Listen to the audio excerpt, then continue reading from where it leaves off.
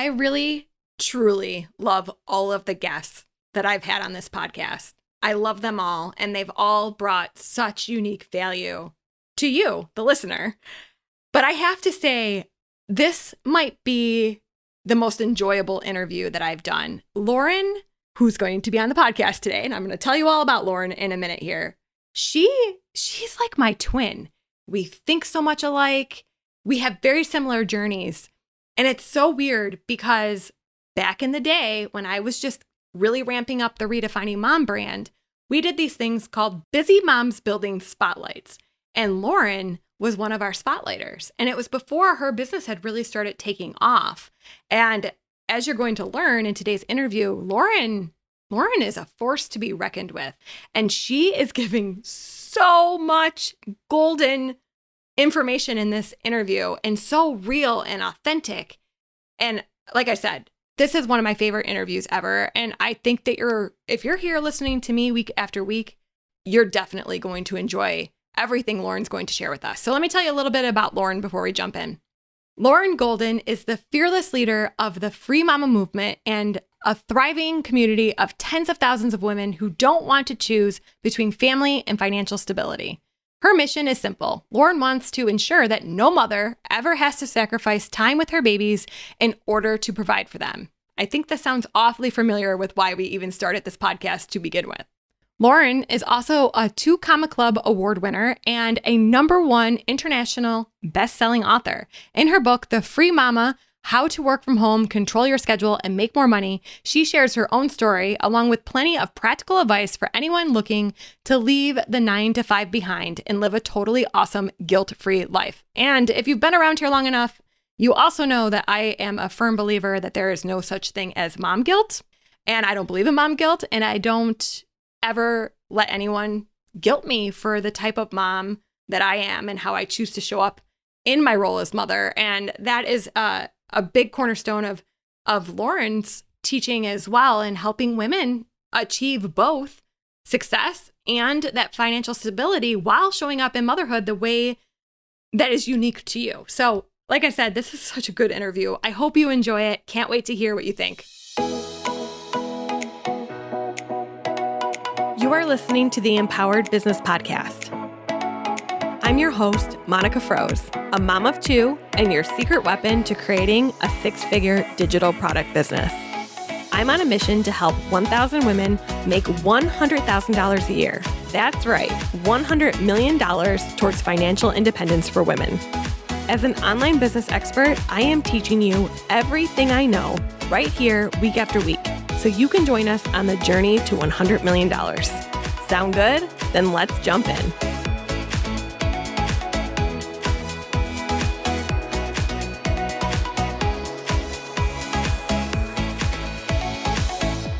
Lauren, welcome to the Empowered Business Podcast. I am very excited to be talking to you today.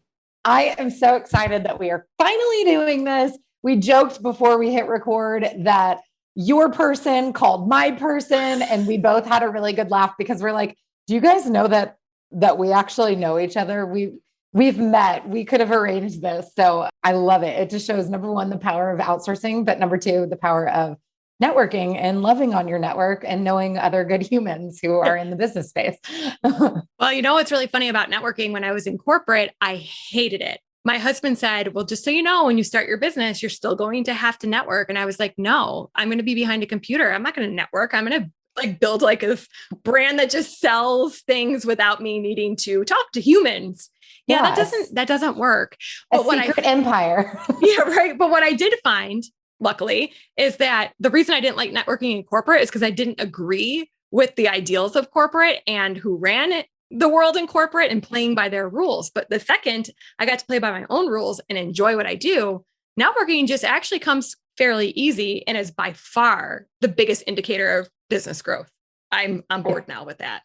I totally agree. My only real experience that I remember in a formal networking environment was when my husband, we were dating and then get fiancés at the time. We lived in Arizona. So before we got married many years ago, and I worked at a bank, which is terrifying for everyone because I was 23 and had 0 qualifications to work at a bank. but needed a job and they hired me. And they forced us to go to like very traditional networking events where everybody was just walking around with their business card. And the objective was like to sell people stuff, not to actually like, I don't know, make a connection, meet a friend, help somebody. Like it literally, I think of this very like rigid after work suit business card game. And much like you're sharing, for me, I think it was that I wasn't bought into the reason I was there. Like I didn't care about the bank. I didn't care about the bank getting more clients. Like I was not motivated because I didn't believe in the thing that I was supposed to be talking about. So for me, that was such a horrible experience. And I think so many people have these horrible experiences. And then it takes us a while to shed them in our business. And I think that's part of why people have such a fear of putting themselves out there when they get started, even on the internet. Yes, there's fear of failure and fear of what other people think, but it's like, hey, remember, like you're good and the things you do are good and the things you have are good. And like, again, you're not going to build a secret empire. Like you're going to have to tell people about them, but it's a lot easier when you actually like and believe in the things that you're doing. Yes. So I actually have a lesson in my, I guess, signature program is what you would call it, the lab, about, because we help women get started with digital products. So naturally, we do have a decent amount of people who come in who have an existing, mainly blogging audience. So it's like, hey, you already know how to get people to you. You just actually have to sell to them now that they're there. The other half that don't have an audience is a real big, we have to get over the hurdle of, guess what? There's no such thing as building something. And they're going to come. And if you can't even talk to your neighbor about what you do because you're like embarrassed by it, it's going to be an uphill battle for you. Yeah. And so like we go through like simple exercises, like tell your neighbor, tell your mom what you're selling, tell your grandma, if you can't tell the people closest to you what you are doing, how in the world are you going to convince strangers to want to buy from you? Yeah. Or practice with strangers. That's actually what I tell people. I'm like, because I always joke that I can make anything about freelancing. I'm like, seriously, just pick a topic. And like, it's like, what's the 7 degrees of separation from like Kevin Bacon or whatever? It's like, I mean, I don't even need 7, I need 2, and I will make it a story about freelancing. So we'll talk about like when you're at the grocery store, you go to Starbucks, and it's like simple questions. Like when someone says like, how's your day going? Or like, hey, what's new? You can literally make that answer about your business. Oh my gosh, today was great. I got to be interviewed on a podcast. I got to tell people about the free mom. The free mama, what's the free mama? What do you do? Like anything. I can make anything about freelancing, and I can make any question go where I want it to do. And I love that you practice that with your students, because it does take practice. It's not like I just came out of the womb, like knowing how to like, manipulate a question and make the answer what I wanted, but you really can. And so you're never going to see it. Well, you might see your Starbucks barista every day, but you'll probably won't see the person at the grocery store. So just practice. Like when someone says, how are you? Or what's new or whatever, share something from your day that incorporates your business. And some people will take the bait and some people won't. And guess what? You don't want to force it down those people's throat anyway, but people who are genuinely interested in learning more, they're going to ask you. And if you show that same interest in them and their life or their hobbies, now we're networking, right? Now we have some reciprocity, and you can go on and be good humans together. I love this. Okay. So you totally get it. And I'm assuming with your students, which we have to actually talk about what you do, but yeah, we do need to talk about that with your students. I'm assuming that you also have to have these networking conversations. Oh yes. Yes. Yeah. Just even getting my students sometimes to show up and participate on calls. And by participate, I mean, submitting questions or feeling brave enough to unmute themselves. For some of them, even learning to turn their camera off. We do our coaching through Zoom, I should clarify, and getting them to turn their cameras on. The internet can allow you to hide and stay really small. The problem is when you hide and stay really small, you're probably not going to get the big results that you're dreaming about. If you want big results, you have to play big. And so it's what's beautiful. And I know we're going to talk a little bit about what I do in my community, but we have built a really safe community that I think allows people who maybe you do identify as shy or you're an introvert, or this is just new and really scary to you, this idea of virtual work. I think we provide a really safe environment where, much like you said, like if you can't tell your neighbor, how are you going to go do a webinar or whatever? It's like, if you can't get on Zoom with 20 people who love you and are right there trying to do the same thing you're doing with the same struggles you have, it's going to be really hard to get on a sales conversation with a client. And so we create, those breakout rooms and just those opportunities to be seen in that safe environment. And it gets easier. Everybody listening, It gets easier. It really, Oh, really does. But you don't get, there's no like fast pass that I'm aware of. It's not like Disneyland. You can't just like yep. skip to the front of the line. Like you gotta practice. So I barely get nervous before I have webinars that have a thousand people that can, join. And I actually don't get nervous for those anymore. I always get nervous of rejection. That doesn't go away from me. Before every webinar, I will say, nobody's going to buy. Why would anyone new buy? And everyone laughs at me. My husband laughs at me and they're like, just go through your freak out. This is what happens. But I'm never nervous anymore to get on camera. That was not the case in my first couple of webinars. It was a lot of pressure. It was scary, but I did it anyways. I always said, because my kids were watching me. That's my oldest is very perceptive. She's 9 now, but like she's been making comments about what I do probably since she was 5. And I've had bad moments. We all have bad moments. I've had breakdown moments and stuff. And then I realized she's watching. And there was a moment when I really didn't want to do this one live pitch. It just felt like a lot was on me and a lot of pressure to succeed and stuff. And I was doing my makeup and she walked up to me and she had a half day that day. And she's like, oh, mommy must have an important call because she's putting on makeup, because I don't rock makeup normally. And I was like, yeah, I've got this big presentation. And I was just kind of like down about it. And she looked at me and she said, well, you're going to crush it. And I was like, well, dang, now I really got to go in there and crush it because like, I'm not going to let my kid down. She's watching what I'm doing. So that's a big drive for me.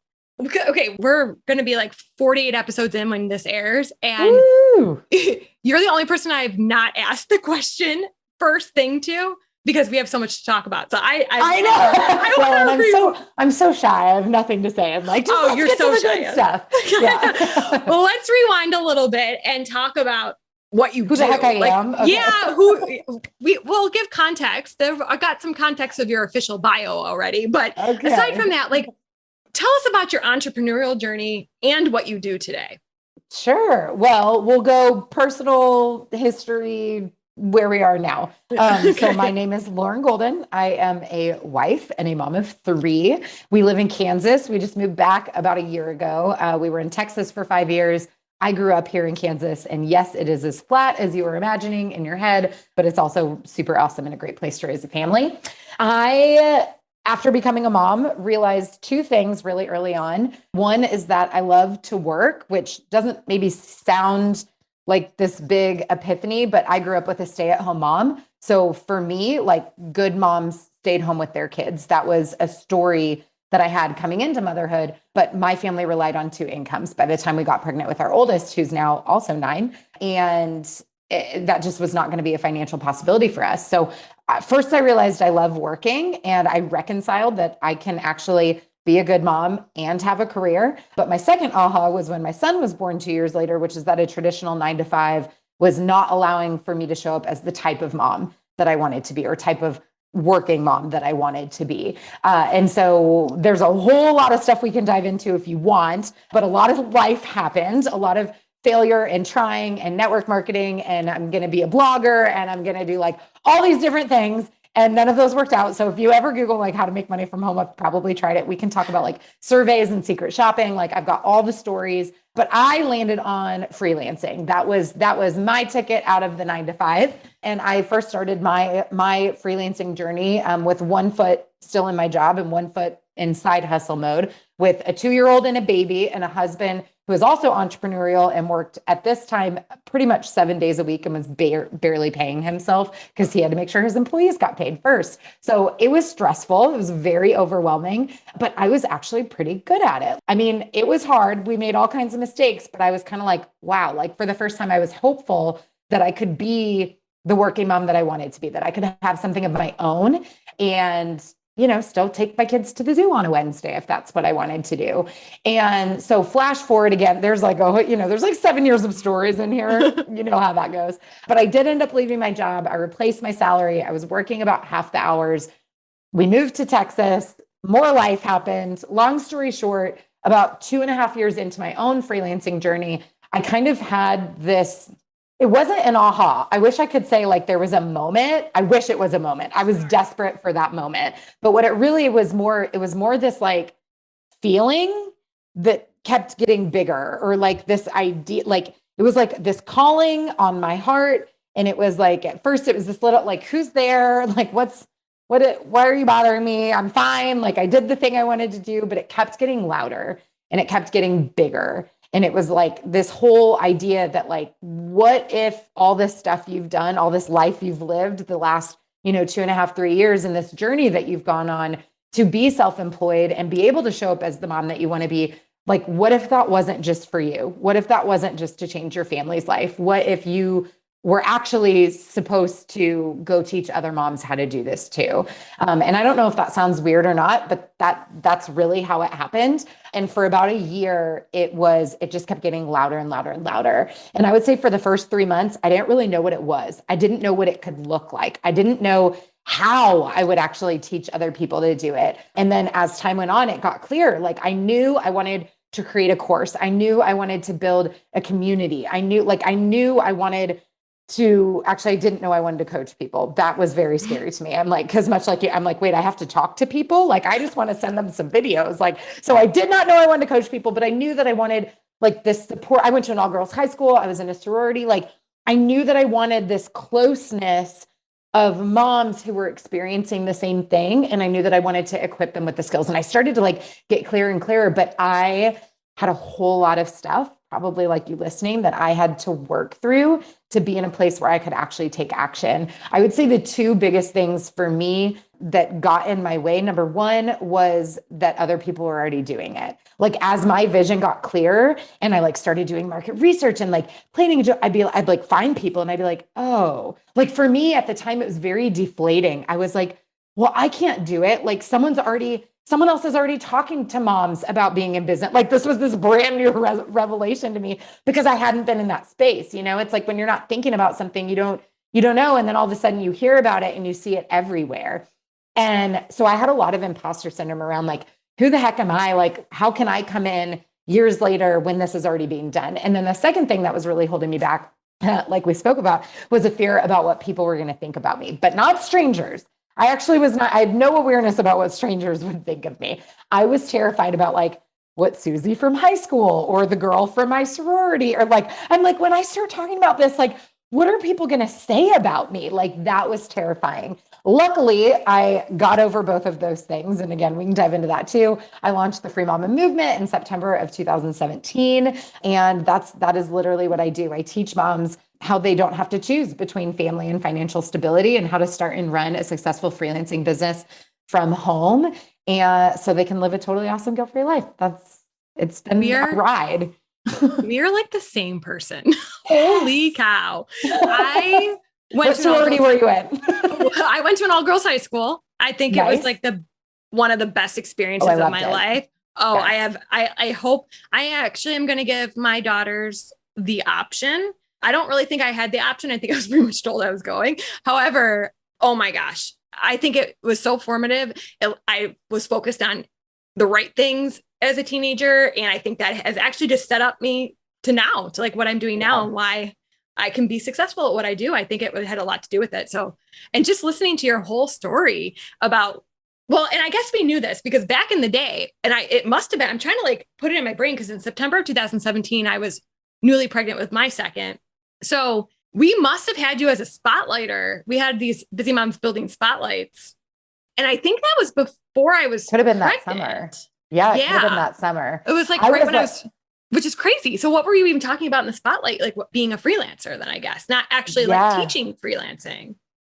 Probably. Well, see, again, like, the seeds were already planted. I just we weren't all in yet, if that makes sense. And so for anybody listening, if that doesn't make sense, again, we're not going to get to the big scary dreams, or not scary dreams, the big beautiful dreams, if you're not all in. Like, we don't tiptoe our way to success. Like, you jump in the deep end. And that is what I did in September of 2017. So I actually started doing, like, it's so funny. My students love to, like, call me out on my hypocrisies, and I don't try to be a hypocrite. It's just, we grow. And as we grow, when we know better, we do better. Or, it's kind of that new level, new devil. Like, what was working to get you to one place maybe doesn't work anymore. And I just remember that I did a podcast interview in, like, April or May of 2017, where I talk about how, like, I never want to have a team, and I love being a solopreneur because I don't have to worry about anybody but myself. Like, I had a team member by the end of the year and Free Mamas, and they were like, listening to that. And they're like, you said you didn't ever want to hire it. I'm like, she was scared. Be nice to May Lauren. Like she was really in denial about growing because she was terrified, And so anyway, I have actually had quite a few experiences, especially when I retired all the Pinterest stuff where I actually had to get to the point where I was like, listen, I find it very fascinating people's opinions on what I do. But it's like nothing I do really impacts your life. And some people were very resistant to me moving away from the Pinterest ads course. And it was kind of like, but I don't want to teach it anymore. Are you telling me I have to because you don't want me to grow? I can't change and grow as a person and as a teacher and want to do different things. It's very fascinating, people's resistance to other people's growth. And usually it's because this was a huge learning lesson, not internalizing that it really wasn't about me. It was likely that what they were going through, that they were having their own blocks and like they felt like they couldn't move to the next level. But wow, that was a hard time for me to, misplaced expectations, I think. Yeah. And it taught me a lot, but like the hardest things are always the things that teach you the most. And I wouldn't want to listen to interviews I did. And I was on so many podcasts early on, which really helped me grow. I don't know what I said. I don't want to hear them. I do not. That is so funny. Yeah. So we can please put in the show notes that we cannot be held responsible 3 years from now from what we say today. Do you know what's really funny though? When you started really growing, because your name on the Redefining Mom site, the spotlight that you're in, your name's in the slug. So Redefining Mom was ranking for your name, which people were Googling to see if you were legit. And that's my website traffic was going up. You're welcome. I'm just kidding. Thank you. No, I'm like, totally teasing. But it's so weird. Like because I have times where I actively stalk. I do not follow vanity metrics. However, when we're launching and when sales are involved, I watch my Google Analytics and I would see Lauren Golden popping in. I was like, what is going on? And then you were popping into my search reports at the end of the month from Search Council. I'm like, okay, so now you know. And this was probably like early 2019 when I really, nice. I think 18, 19, when I really started noticing that like I was getting search results for you. And I'm like, oh, so because, and it's legit. People wanted to like validate, like, who is this person? Sure. So hopefully I was able to give them some validation because we had like it was a real and thing. Hopefully you got some new Pinterest followers at the time. I know, right? It was just, that's like how I knew like the tides were turning for you because you were being Googled. That's so interesting. That's so fascinating. Very interesting. It's very interesting. Okay. So what I want to talk about, one of the things there's two things that I'm very, very curious when it comes to how you've built your business. One is building a community, and two is how COVID has changed how we run our businesses and how we attract new people to us, how we even sell. I feel like really in the last 6 months, because, in 2020, I think online businesses were very lucky, especially online educators. We got very lucky. Sure. And while other industries were being decimated, I very much felt very fortunate because my husband's also in tech and UC communication. So everyone needed what he did too. So we were in very fortunate industries and our family really was not impacted financially by what was going on. The tides did start changing though, as the world opened up. And like I've always had as a blogger, I had the summer slump. We all know about the summer slump, especially when you talk to moms, they're not on the internet. When the US goes into the summer, moms are off the internet. If that's your target audience, then, like you're going to have a slump. It was like double the slump this year. And then all the Facebook changes happened. And I'm not a panicker. Like that is like, I'm all about longevity. I think people panic about things. I very much am like tactics come and go. We, mentioned that, but there are some major, I feel like shifts that have definitely happened in the marketing space and I'm still like trying to work through it myself. Like, what does this really mean for how we approach our programs, for how we sell our programs? So maybe before we talk about communities, I'm selfishly very interested in your thoughts. This will be fun. I have many thoughts. I don't know how long this episode is going to be, but I already texted. So this is real time. I texted my nanny and said, can you keep my kids out a little bit longer? Because I think my interview is going long. That's so funny. Yes. I've got all the time in the world for you and your audience. We can do a part 2 if we need to.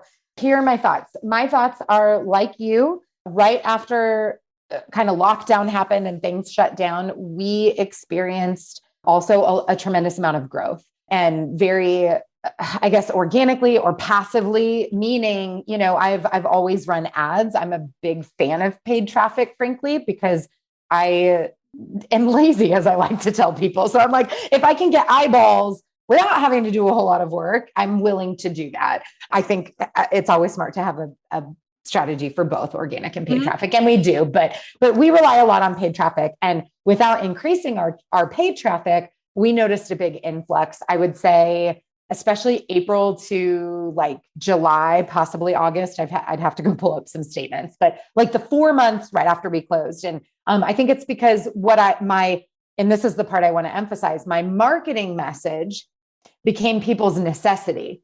Right. So it was like, hey, do you want to work from home? Do you want to quit your job? And all of a sudden it's like, who cares about what I want? I have to figure out how to work from home. So there was this massive like influx of people wanting to figure it out because just there was a lot of unknown, right? My kids are going to be home from school. Who knows how long this is going to last? I think there was that brief period where we thought it was like a temporary thing. And then we were like, oh, okay, no, this is like real. We're all okay. So that happened. It's interesting that you mentioned the summer slump. And I wonder if that's from your blogging days, because I have 4 years of tax returns in my business and our summers are always our highest. So I actually make a bell. That's interesting. I make a bell curve throughout the year in my business very consistently. So my winter, I start and end the year with slightly lower revenue, and we reach our peak about May to August every year. What? That is completely opposite of us. We have January happen, August is happen, but basically when kids. But was this for your Pinterest business or is this for the? Okay, so this is very interesting. Because that's going to be the majority of how, like when, the business was an actual business that could employ people and like function like a business.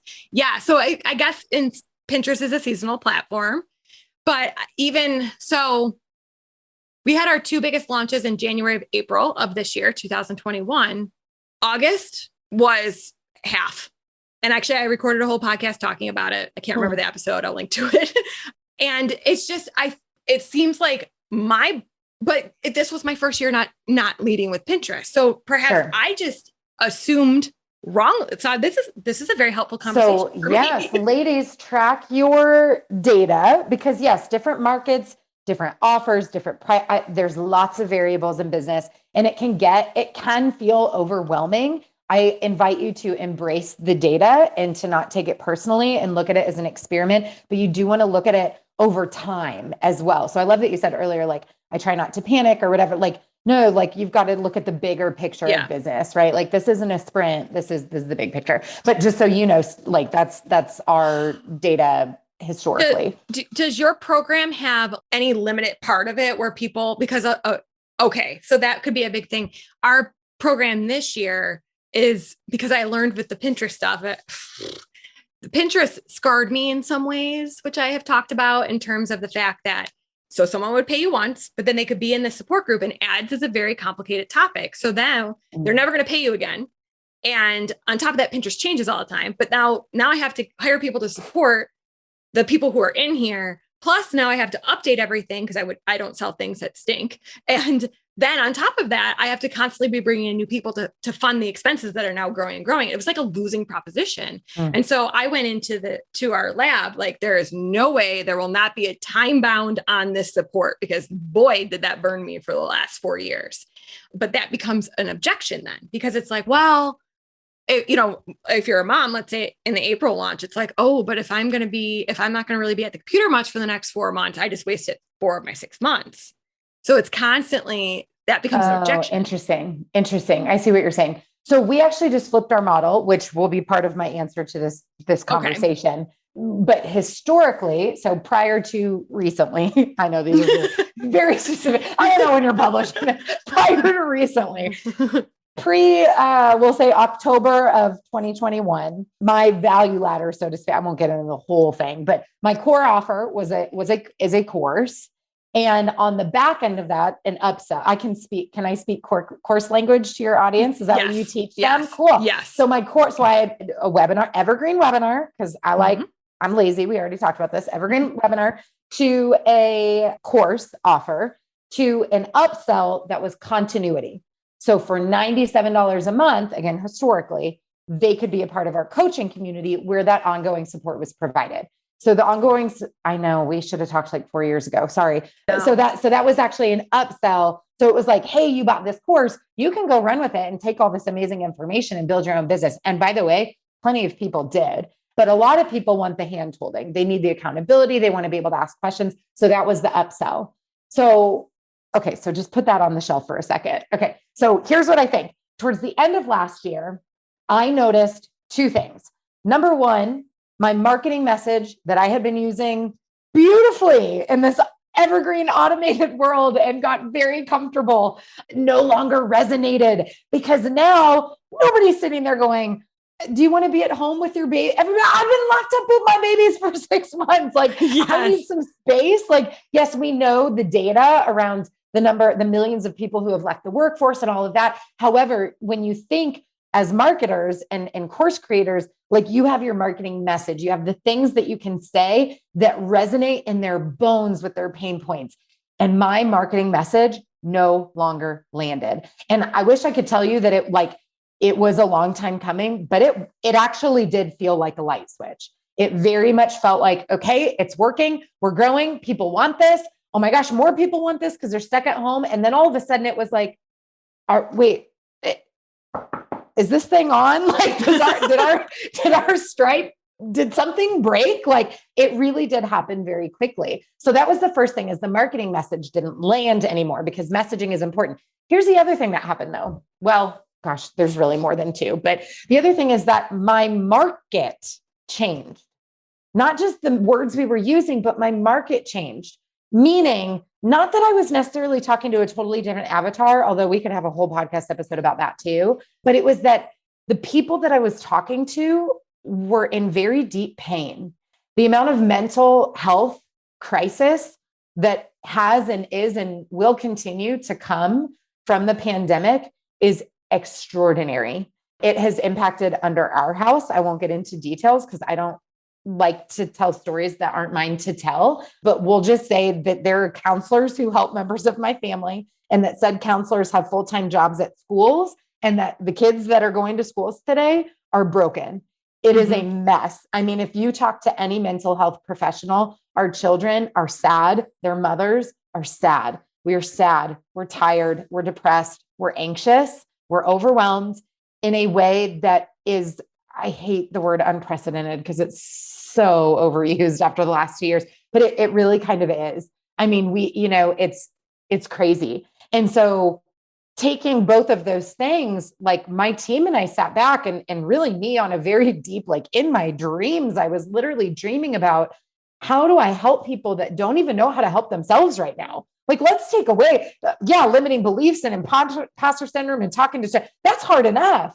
But now I've got the weight of the world on my shoulders. Like, now I've got a kid with anxiety and we're still wearing masks. And do I get the shot? Do I not? And elections. And the world got scary for a while. And I think it is crazy to think that, I believe that businesses are we're in the business of humans, whether you're one to many at scale or one-to-one service provider, we're talking about humans. And I just think a lot of humans are broken right now. And I think that that is actually what's played the biggest role in sort of the changes that we've seen in our business over the last year. So what do we do about it? Is that kind of where you'd like me to go? Okay. So what did we do about it? We did a couple things, but I'll give one kind of our overarching strategy. So the first thing is, we need to look at our marketing message, right? So that's the obvious one, is how are people actually talking now? But then on the fulfillment side of that and on the offer side of that, it's how do we let people know that they're truly, truly taken care of right now? How do we let them know that we see that they're hurting? And not only can we help them start their business, but we can, this isn't going to magnify that. This is actually going to help that.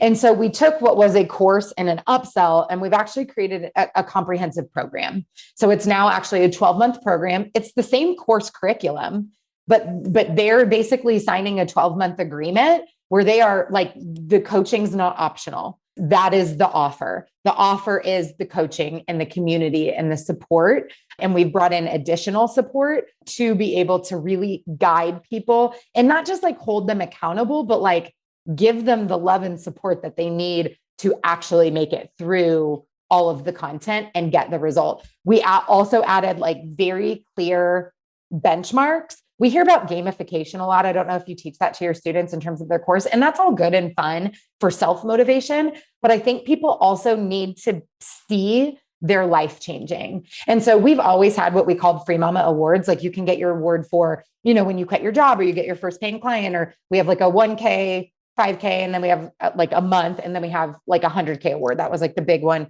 And then I have a student who's amazing, and now I have to go create $1 million award. So I'm going to do that too. But we're not mad. We're very happy for you, Yes. EMG. We love you with your $1 million business. You're a rock star. But we like turned the awards that they were applying to into like, we gamified. I don't even want to say gamified.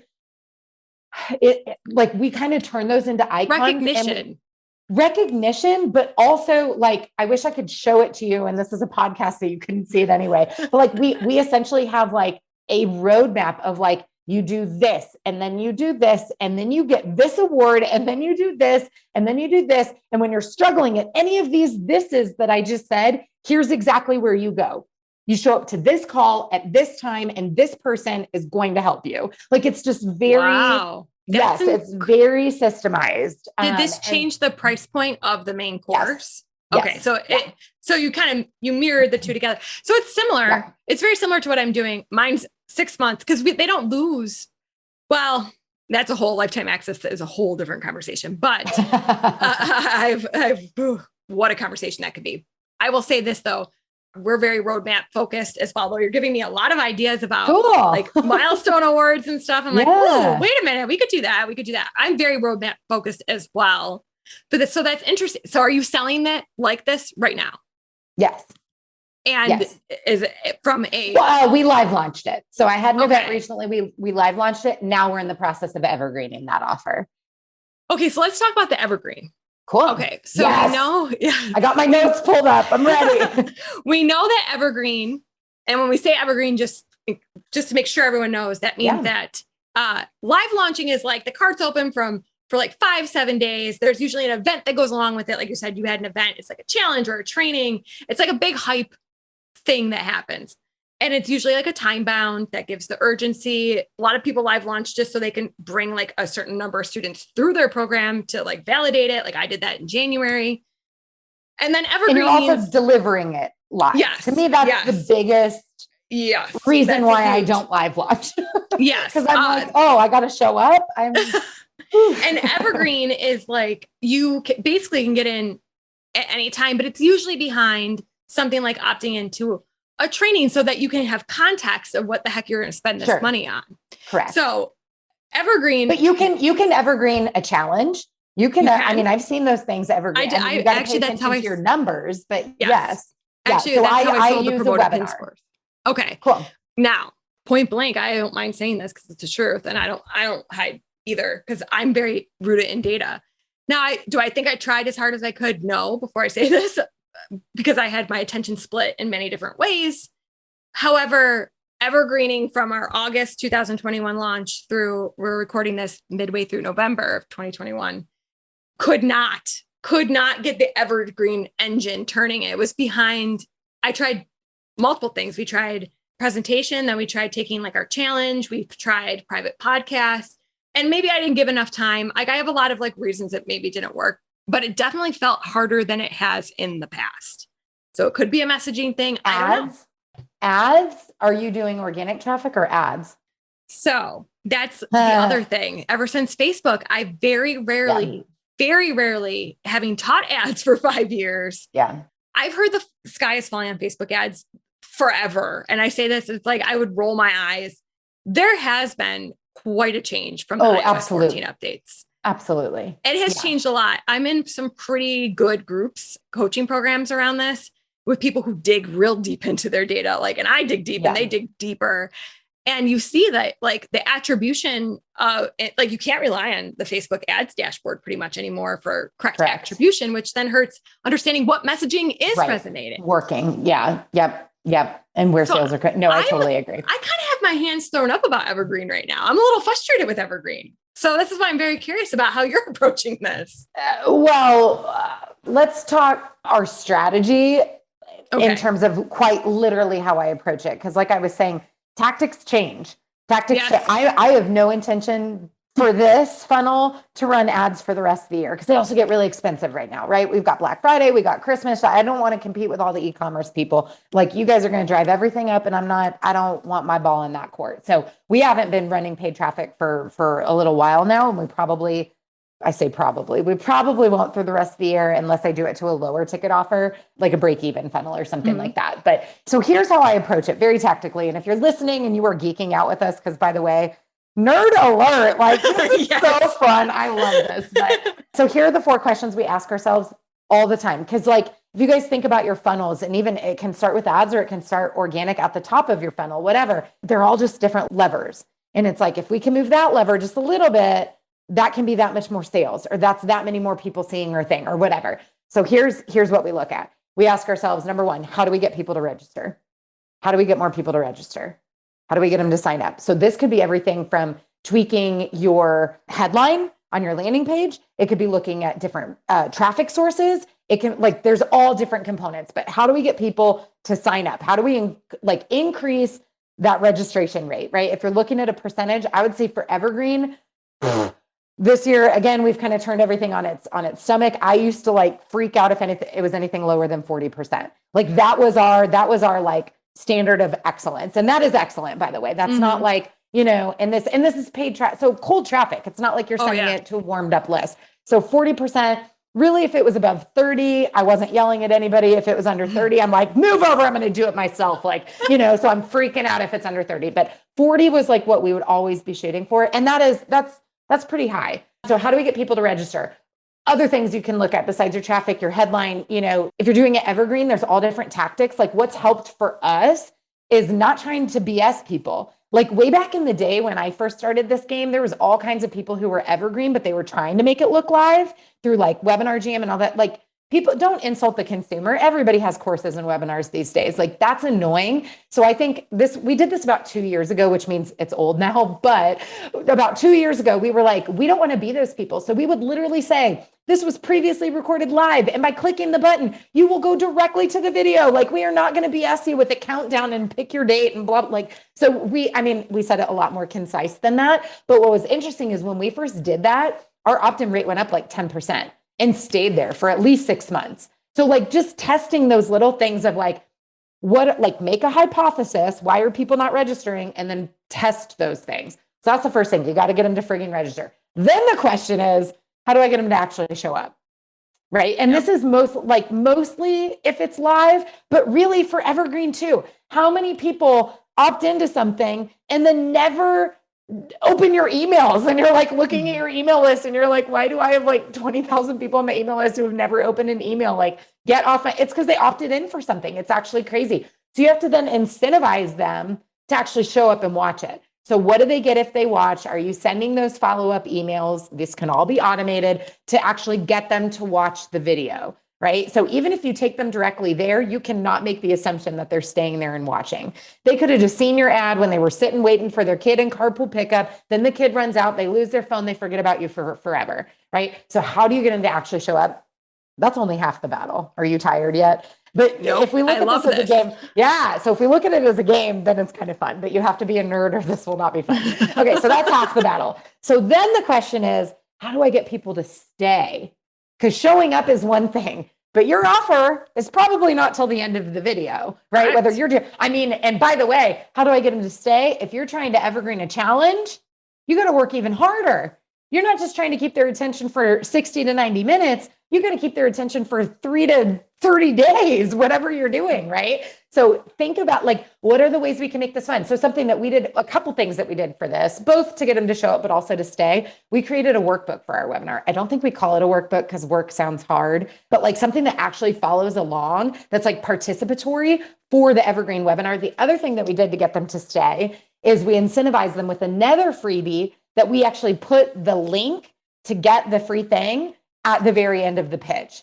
So like after the pitch, we go through the whole stack, all the stuff. And then like, I literally put up a secret URL. I don't even know if I say it, but it does not go out in the emails. You have to watch to the end of the video, and then you get this free desirable thing. I tell them about it at the beginning of the webinar, but they got to stick around all the way till the end to actually get the thing. And that is smart. Thank you for that one. Okay. So I'm going to give credit where credit's due, because I like to hack people because it's fun. I actually got that idea from Emily Hirsch. Emily Hirsch runs a Facebook ads agency. She's super smart. So she did a like secret podcast launch where like, it wasn't her main podcast. You had to sign up and they like sent out the link. And I totally just, I like video. I'm a video girl. So I don't even know why I have a podcast, quite frankly, because I'm a video girl. But so I knew I wasn't going to do the secret podcast because that doesn't resonate with me. But I'm like, I still wanted to hack the process. I'm a funnel hacker. I come from the ClickFunnels community. We love to hack stuff. So I'm watching Emily's thing and I'm like listening to it in the shower. And I'm like, all of a sudden it's like, make sure you tune in each day, because it was like a 3-day secret podcast thing. And she's like, on one day, I'm going to drop a secret link. And I'm like, that we talked about this, Monica, before we recorded. You guys, as you grow in your business, you don't need the roadmap. You do when you start. Do not reinvent the wheel. Do not DIY.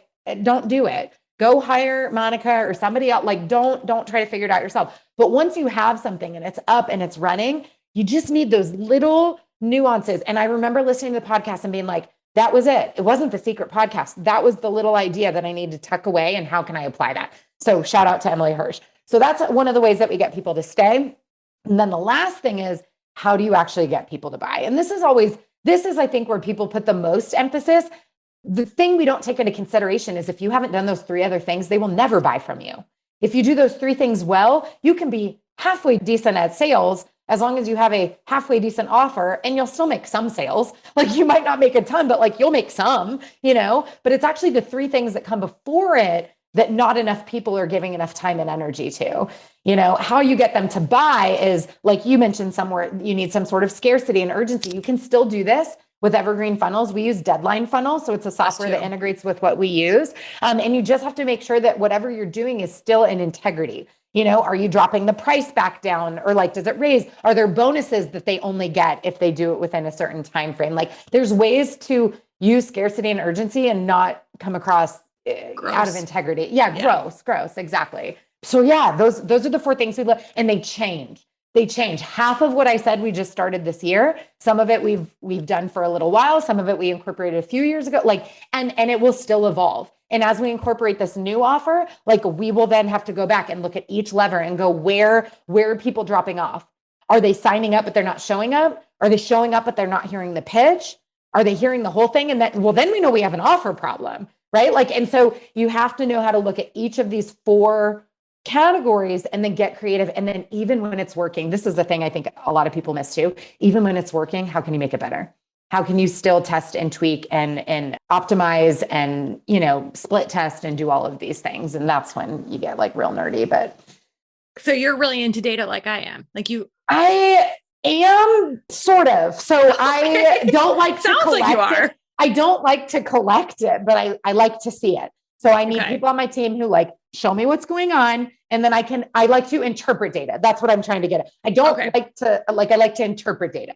I don't necessarily want to look at it and spend time in it and marinate in it and build spreadsheets. And I don't want to actually do any of those things. I like to interpret it because I like to solve problems. So when I can interpret data, I know what the problem is. When I take both my intuition, my hypotheses around what I'm seeing in my community, and I can interpret the data, now we know we can make an informed decision about how to move forward, whether something is working or not. We are so much alike. It's so scary. Isn't that sexy? We probably lost every listener by now. Well, I hope that's okay. I don't think so, because I think that's actually why when people actually stick around in my world, it's usually for this reason. There is, believe it or not, everything you said about Evergreen and what you're looking at is golden, but there is one thing I really, really want people to pick up on this. Yeah. Because I find my students miss this. And I find it's also very hard to articulate. We talked about it before we record it, and now we've talked about it since we record it. And that is that me and you are very similar with how we believe, I agree, do not reinvent the wheel.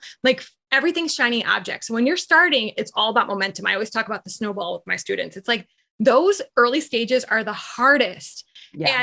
And until the snowball starts rolling, it takes a lot out of you. So if you're like allowing 15 people to talk at you about what you should be doing and you're going off in this direction and that direction, good luck getting momentum. So pick a path and stick on it. But there does come a point when the snowball starts going that no one can really tell you what to do because every business is different.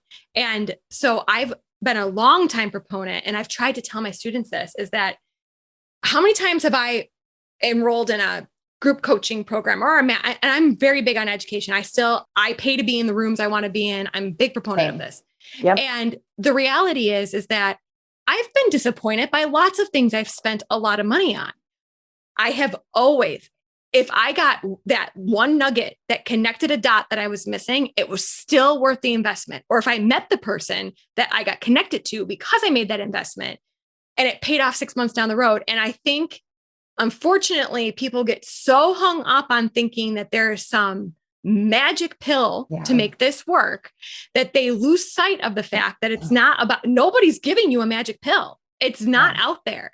It's about what you do with what you learn and how you connect dots that work for you and your business.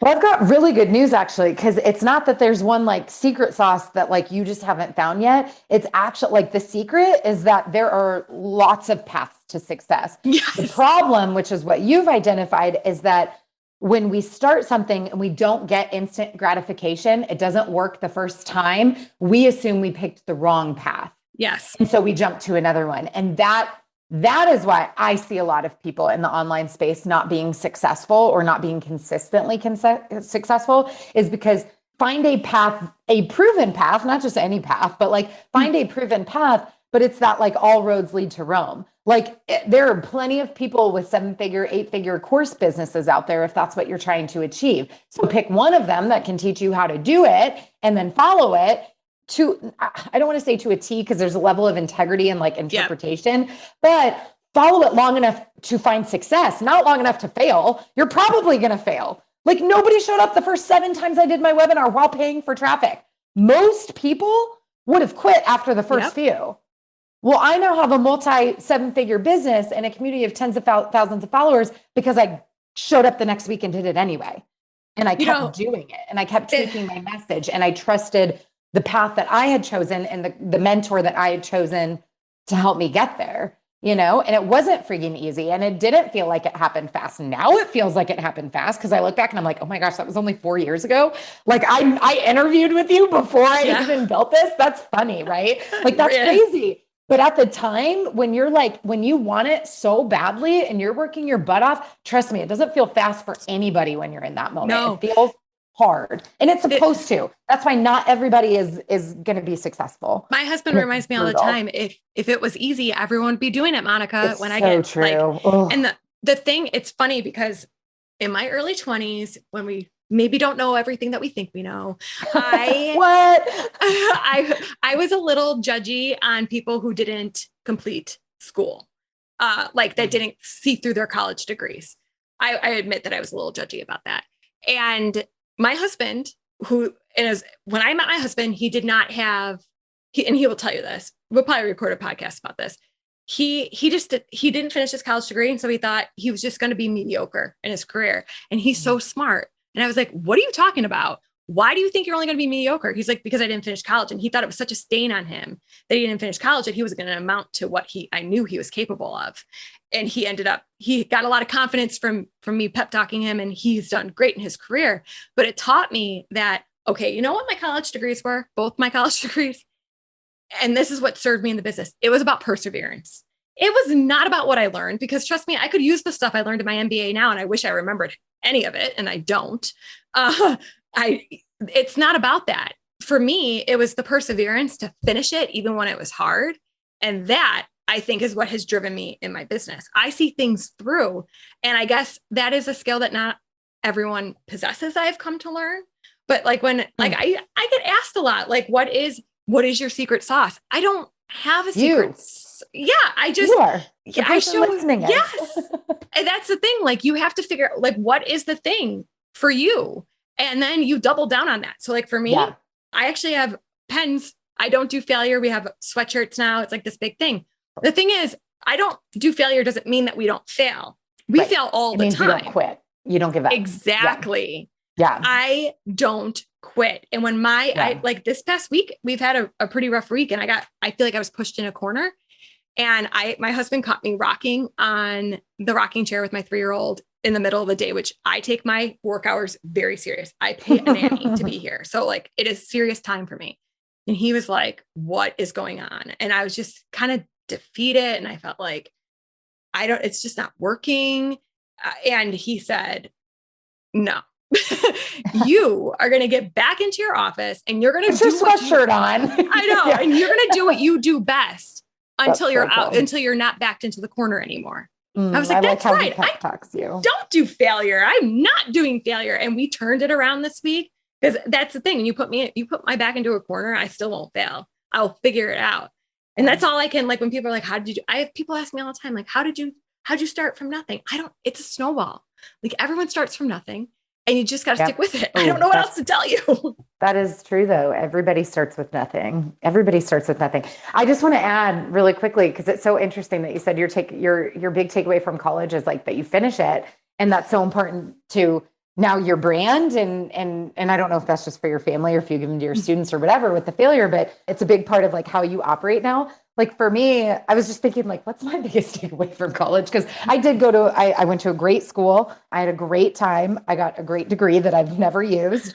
But my big takeaway from college was actually all of my leadership experiences. I was very involved in organizations and got some pretty high up roles in those organizations. And I learned how to like do public speaking and lead meetings and like make decisions and, just kind of like drive community and like all these things. And I'm like, that is what prepared me like to be the leader of the Free Mama. I'm like very much what I feel like I really gained from college happened still on college campus, but outside of the classroom. Yep. But those are very much, I would say, have been my strengths my whole life, that I really had the opportunity to fine tune like under mentors in college, and very much is now how I run, not just my business and my students and my clients, but also my team. So it's kind of cool to see how like when I look back, this was my biggest takeaway. And I'm like, yeah, I guess I did use college. Like that's cool. And but it's like everything else. Like, okay, you joined a program and you think you're going to get X, and then maybe you're disappointed that the delivery wasn't there. But I always ask people, like, what can you get out of that experience? There's something you could have gotten, like I, by nature, am not a very, I will say cautiously optimistic sometimes, but generally I used to say pessimist. People say, no, you're a realist. I'm not like an overly like peppy, oh, the world is great and sunshiny. I'm not that person at all. So the fact that I can take from every experience, I've learned to take what good came out of it instead of dwelling on like what I thought I was getting and I didn't get, because that only hurts you in the long run. Even when something doesn't go the way you wanted it to, or like you invested in something that was a disappointment, if you're going to fixate on it and let it derail you, like it's only hurting you in the long run. Yeah. Essentially. It reminds me of, how the universe doesn't give you what you want, it gives you what you need kind of thing. It's like, even when there's hardships and struggles, which there always will be, I always joke with my students, like there's no struggle-free life. Like when people show up to coaching calls and they're like, oh my gosh, I have too many clients and I'm so busy. I'm like, these are the struggles we want, right? Like it's still a struggle. Like that person's still stressed out. It's like, but what's the opportunity for you to learn? Where's the opportunity for growth? Like, yeah, maybe something didn't happen the way you wanted, or you invested something in it. And I shared with you, I had this experience last year. Like I joined this mastermind. I had this intention heading into it. And I very quickly realized like that was not going to happen. And so I did, I scanned the room, not literal room, but like mastermind room. And I'm like, what can I get here? And the curriculum was amazing. So it wasn't why I joined the mastermind, but it was like, what can I suck out of this that still, will benefit me? And maybe was why I came here in the first place, even though I thought I knew better, but there was actually something kind of bigger at play. So oh my gosh, we could talk. I know. I was going to say, can I have you back to talk about actually building a community? We do have to do a part two, because this is a long episode. So I would love that. Yes. Let's, I will send you the scheduling link. I don't have time open right now, but I will open time to make that You might happen. need to pull your audience and be like, do you guys want that really nerdy girl who talks about evergreen funnels coming If back? they're following me, then they must, because this is all I talk about is funnels. So, I mean, That's I don't know awesome. why you're here if you don't want to hear about funnels. Okay. So in the meantime, till we get back to part 2, how do people find you on the internet? Of course. I mean, unless you want them to come to your house in Kansas in the flat ground. No, thank you. No, just teasing. I mean, you guys can come hang out at Free Mama Lives in March. We just announced the I date, saw so that. come to Kansas if you want to come hang out. Yeah, March 24th through 26th. No, the best place to connect with me is actually in my community. Dun, dun, dun, which we'll talk about next time. But you can find me in the meantime on Facebook. It's the Free Mama Movement group. I'm in there every day. I'm super active. So just tag me if you have any questions or introduce yourself, say hey, and we'll begin networking. See how we came full circle? We'll begin a networking conversation. And you have a great community. Haley and I actually stalked out your community a bit when we were thinking about opening. We did briefly open another free Facebook group this year, and I decided it's just not something that fits my personality very well. Totally but we were like, where's the gold standard? And yours was the gold standard. Thank you. Yes, we will definitely link to the community. Go and join because there's lots of value in there. And I'm very impressed, which is why we're going to do an episode on it. So thank you. Until next time, when we wrap up the conversation, thank you for sharing all of that with us. I really enjoyed our conversation today. I do too. I could talk about this all day, and I'll see y'all in 2022. Yeah. I hope you enjoyed today's episode of the Empowered Business Podcast. Be sure to follow the show and leave a rating and review. I read each one and I love hearing from you. As always, you can find all of the links and information mentioned in this episode at monicafroze.com/podcast. Thanks so much for tuning in.